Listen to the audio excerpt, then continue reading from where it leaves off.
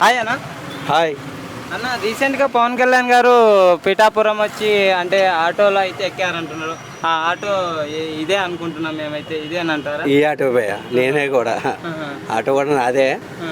ఆయన అలాగా కొత్తపల్లి నుంచి కొండారు వచ్చే రూట్లో చిన్న ఇటుకలు బట్టి ఉంది పక్కనే. అక్కడ అంటే వెనకాల ఉన్న వాళ్ళని ఎదురు రానకే ఆ బాడీ బిల్ వెహికల్స్ ఉన్నాయి కదా, అడ్డంగా పెట్టేసేవారు. అంటే కుర్రోళ్ళు బళ్ళతోటి క్రాచ్ చేస్తారు సార్ని అని బ్లాక్ చేసేవారు.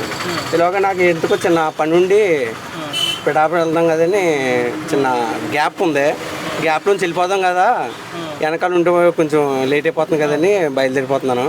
ఇలాగ సార్ దగ్గరికి వచ్చారు. నమస్తే సార్ అన్నాను. నమస్తే సార్ అన్నాక ఏమ్మా అని దగ్గరికి వచ్చారు. ఏ ఊరు ఏంటని అడిగారు. ఇలా మాదాపురం అండి అన్నాను. ఏం పేరేంటమ్మా అంటే దొరబాబు అన్నాను. నడిగితేని ఇలాగ పక్క వచ్చి కూర్చున్నారు. ఇలా కూర్చుని ఇలాగ నా భుజాల మీద చేసి కూర్చుని వెళ్ళనీయదు అన్నారు. వెళ్ళని ఏంటంటే నాకు ఏదో నాకు ఆనందం వచ్చేసి, అసలు నిజంగా పవన్ కళ్యాణ్ గారు నా పక్కన వచ్చి కూర్చున్నదే నాకేం అర్థం అవ్వట్లేదు. అప్పటికే కొత్తగా ఆటో డ్రైవింగ్ నేర్చుకుంటున్నాను అంత ఫీలింగ్ వచ్చేసింది నాకు. ఆ తర్వాత స్టార్ట్ చేసిన స్లోగా వెళ్ళినాయమ్మా, ఆ వెహికల్ వెనకాల వెళ్ళినాయి చూసుకుని వెళ్ళినాయి అన్నారు. తర్వాత మీ ఆటో వాళ్ళకి ఏమైనా సమస్యలు ఉన్నాయి అని అడిగారు. సార్ మాకు ఇప్పటిదాకా చాలా సమస్యలు సారు, రోడ్లు చూడండి చాలా దారుణంగా ఉన్నాయి, మీరు రావాలి, మా సమస్యలు పోవాలి సారు అన్నాను. అలాగమ్మా వచ్చేది మన ప్రభుత్వమే, మీ ఆటో వాళ్ళు కూడా ఎటువంటి ఇబ్బంది లేకుండా నేను చూసుకుంటాను. తర్వాత మీకు రోడ్లు ఇబ్బందులు కూడా ఉండవు, అన్ని మరమ్మతులు పూర్తిగా చేస్తాం. మన కూటమి ప్రభుత్వాన్ని మీద మీరు గుర్తుంచుకుని నెగ్గించాలి అన్నారు.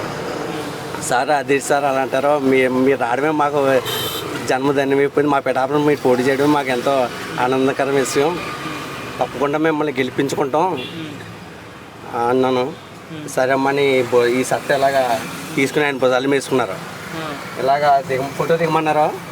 ఆయన కొంచెం కాలు కింద పెట్టాడు, ఆయన భుజాల మీద తల పెట్టుకోమన్నాడు. ఆయన పెట్టుకున్నాను, ఫోటో దిగారు. తర్వాత మళ్ళీ కింద దిగాక మొబైల్ రీసెంట్గా పోయింది భయ్య, కింద దిగమన్నారు. భుజం మీద సట్ వేసుకున్నారు. తర్వాత అసలు నేను సార్ మిమ్మల్ని ఎలాగా కౌలించుకొచ్చారంటే దామ్మని అతనే దగ్గరికి లాక్కున్నారు. ఆయన ఎలా పట్టుకున్నా లేదో నాకు గుజ్ బంప్స్గా వేడిగా, ఆయన ఒళ్ళు కూడా వేడిగా ఉంది ఎండలోని. అంత నీరసంతో మొన్న రీసెంట్గా హెల్త్ బాగోలేదు కదా, అంత నీరసంలో కూడా ఈయన ఇంతలా తిరిగేస్తున్నారు ప్రజల కోసం, ప్రజల్లో వస్తున్నారు అనుకుంటా అంత ఫీల్ అయిపోయాను నేను, అంత బాధపడ్డాను.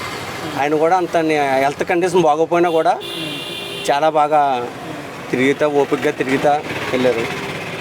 అంతే ఈలోగా పక్కన వేరే ఆయన వచ్చి సార్ మీతో మాట్లాడి ఏంటని నెంబర్ తీసుకుని వివరాలు అడిగి చెప్పాను. ఇంకా అక్కడి నుంచి సార్ బయలుదేరిపోయారు. నేను మామూలుగా ఇంకా చూస్తాం కదా కుర్రోళ్ళు అడవడి, ఇంకా అటు ఇటుకి కాదు. అన్నా నువ్వు చాలా అదృష్టమంతం అన్నా, నువ్వు ఎన్నో జన్మలు పుణ్యం చేసుకున్నావు అన్న, పవన్ కళ్యాణ్ ఈ ఆటో ఎక్కడం అని గబగబగా వాళ్ళు కూడా 10 మందిగా ఇయనా ఈ ఆటో మాదన్న తెగెక్కేశారు ఆటో. నన్ను చాలా ఆనందంగా ఉంది, చాలా ఆనందంగా ఉంది భయ్. అయితే ఈసారి మళ్ళీ జై జనసేన, జై పవర్ స్టార్. ఇంకా అడ్డే లేదు భయ్యా, అసలు నేను 2 రోజులు పడుకోలేదు భయ్యా తెలుసా. కళ్ళలోకి వచ్చేవారు ఆయన నిజంగా పవన్ కళ్యాణ్. నేను మా వీడియో చూడడానికి కావాలని నేను ఎలా డ్రైవింగ్ చేస్తా ఆయన ఇంకా ఇలాగా ఎన్న పవన్ కళ్యాణ్ ఇంకో ఇలా చూసిపోండి 2-3 సార్లు ఎలా చూసిపోండి, అయినా కాదని. ఆయన చూద్దాం అనుకుంటాం మేము, అసలు మా కళ్ళ చూస్తే చాలు, ఆయనతో సెకండ్ దిగితే చాలు అనుకుంటాం. అలాంటి వ్యక్తి నాతోటి 2 కిలోమీటర్లు జర్నీ చేశారు ఆయన. జై పవర్ స్టార్, జై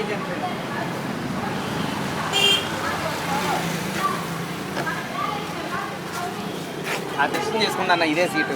నువ్వు చెప్పేటప్పుడు కూడా ఇదే సీటు అదృష్టం చేసుకుని పవన్ కళ్యాణ్ అని చెప్పి ఆటో అదృష్టం చేసుకుందన్న వాళ్ళు. ఈ ఆటో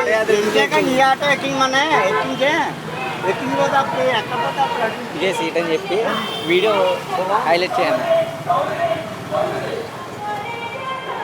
ఓకే, థ్యాంక్ యూ అన్న. Thank you so much. జై పవర్ స్టార్, జై జనసేన, జై జనసేన.